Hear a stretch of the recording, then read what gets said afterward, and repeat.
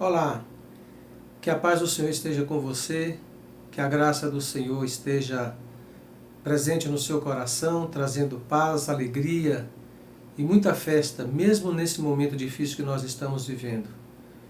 O nosso coração se alegra sempre. Mesmo passando por momentos difíceis, de tribulações, o Senhor está conosco. O salmista diz que mesmo que a gente passe pelo vale da sombra da morte, nós não temeremos mal algum porque o Senhor está conosco.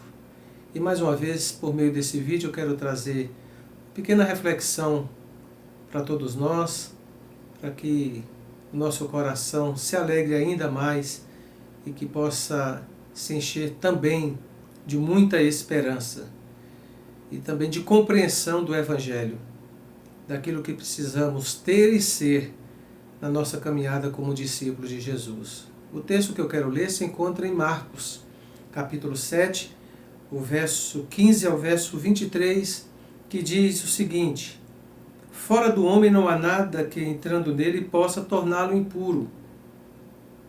Mas o que sai do homem, isso o torna impuro. Se alguém tem ouvidos para ouvir, ouça. Depois, quando deixou a multidão, entrou em casa, os discípulos lhe perguntaram acerca da parábola.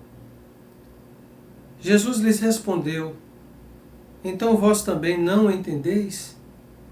Não compreendeis que tudo que entra de fora no homem não pode torná-lo impuro? Porque não entra no seu coração, mas no estômago, e depois é expelido? Assim Jesus tornou ou declarou puro todos os alimentos. E prosseguiu: O que sai do homem é que o torna impuro, pois é de dentro do coração dos homens que procedem maus pensamentos, imoralidade sexual, furtos, homicídios, adultérios, cobiça, maldade, engano, libertinagem, inveja, blasfêmia, arrogância e insensatez. Todas essas coisas más ou todas essas coisas malignas procedem de dentro do homem e o tornam impuro. Esse texto é uma resposta de Jesus a um questionamento inicial, logo no início do capítulo 7, quando os escribas e os fariseus questionam a Jesus sobre a atitude dos seus discípulos, que comiam sem passar por aquele processo de purificação ritual, de lavar as mãos muitas vezes para depois se alimentarem, entendendo que se assim não fosse feito, eles estariam se alimentando de forma impura e desagradando a Deus. E Jesus vai deixar claro para eles que o que de fato contamina o homem não é o que vem de fora, não é o alimento. Por exemplo, comer carne de porco, como o judeu não comia, achando que comer carne de porco trazia impureza para o seu ser interior. Jesus diz: não é a carne, não é o alimento que torna o homem impuro. Tanto é que no verso 19, o texto de Marcos diz que Jesus declarou puros todos os alimentos, mostrando que o que de fato contamina o homem é aquilo que já está no seu coração. Eu quero pensar com você nessa reflexão, ou por meio dessa reflexão, nesse tempo que nós estamos vivendo, em que há tanta preocupação em preservação ou pela preservação do corpo, principalmente buscando uma solução para esse vírus, para essa pandemia, esse vírus que tem assolado o mundo inteiro e trazendo muitas preocupações, e de fato é necessária uma preocupação nesse sentido, mas há uma preocupação exacerbada em proteger-se de um vírus, mas não há a mesma preocupação numa busca de proteção do ser interior, de purificação do ser interior e de cura para o ser interior. Jesus diz que não é aquilo que vem de fora que contamina o nosso ser interior, o nosso coração. O nosso coração, ele é adoecido por meio daquilo que já está nele, não daquilo que vem de fora. O que vem de fora pode prejudicar o nosso corpo, mas a essência do nosso ser, aquilo que de fato nós somos, é aquilo que faz com que sejamos de fato seres humanos, O que prejudica é o que já está em nós e que precisa ser curado.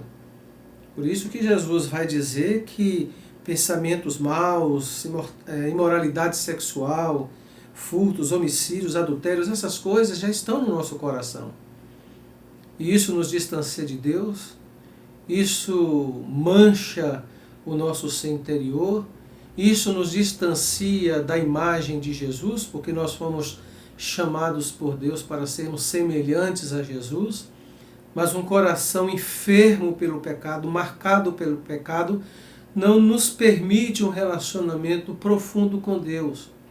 E de alguma forma, todas essas marcas do pecado no nosso coração nos desumaniza, fazendo com que a gente se distancie da verdadeira experiência de ser humano. Todos fomos infectados pelo vírus do pecado. Nos preocupamos com o vírus que atinge o nosso corpo, que pode nos matar, mas há um vírus mais perigoso, que é a presença do pecado no coração, que nos destrói, que nos mata por dentro, que nos distancia de Deus e que é preciso atenção da nossa parte para buscarmos no Senhor a cura para o nosso coração, para essa enfermidade terrível no nosso ser, que faz com que o nosso coração seja dilacerado, seja manchado pelas trevas, pela malignidade, nos distanciando do Senhor e trazendo profunda angústia e tristeza no nosso ser. É preciso então que tenhamos consciência de que todos nós, como diz o salmista, no Salmo 51, verso 5, eu nasci, diz o salmista, eu nasci em iniquidade, e em pecado minha mãe me concebeu. Essa é a condição de todos nós. Nascemos assim. A nossa natureza é marcada pelo pecado. Não podemos nos acostumar com o pecado. O pecado não pode se tornar algo comum para nós.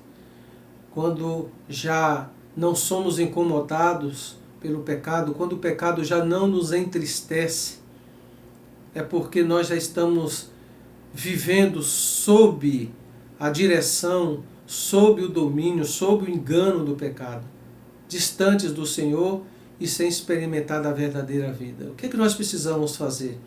Precisamos fazer um exame no nosso coração.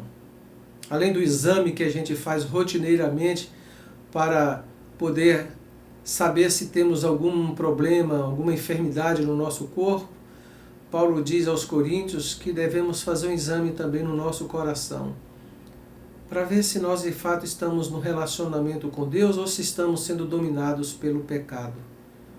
Nesses dias em que estamos tendo mais tempo, inclusive, para ler a Bíblia, para orar, para pensar a respeito do reino de Deus, é muito importante que a gente faça um mergulho no nosso próprio coração, no nosso ser interior, e que, por meio do Espírito, lançando luz no recôndito do nosso ser, possamos distinguir e identificar aquilo que de fato mancha a nossa alma, pedindo que o Senhor nos cure, nos liberte, nos santifique, para que a gente viva uma vida íntegra diante do Senhor.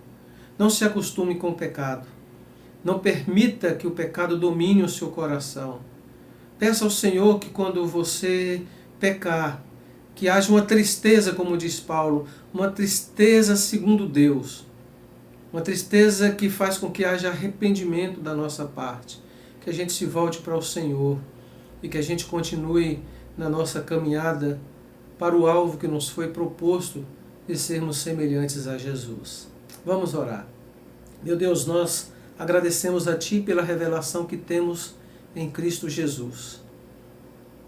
Que nós somos pecadores, seres caídos, e que precisamos da Tua graça e da Tua misericórdia.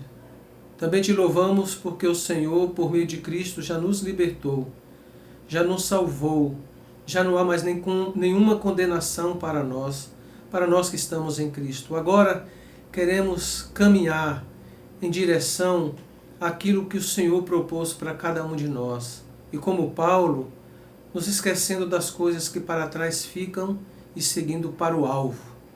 Senhor, nos perdoe. perdoe os nossos pecados. Esteja conosco, Senhor. Esteja conosco. Muito obrigado por tudo, Pai, em nome de Jesus. Amém. Que Deus abençoe você. Até a próxima. Tchau.